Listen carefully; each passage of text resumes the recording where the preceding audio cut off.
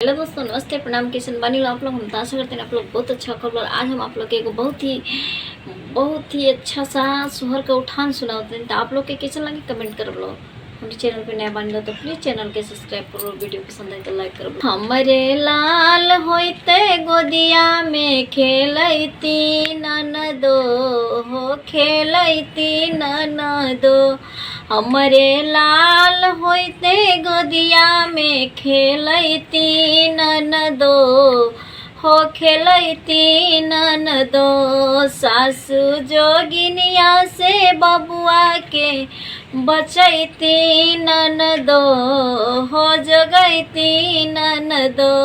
हमरे लाल होते गोदिया में खेलती ननदो हो, खेलती ननदो।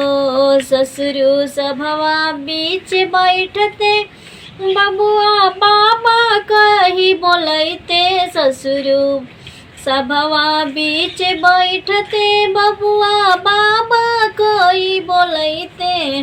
तो हमरे ससुर जी के जियारा जुड़ते ननदो हो, जुड़ते ननदो।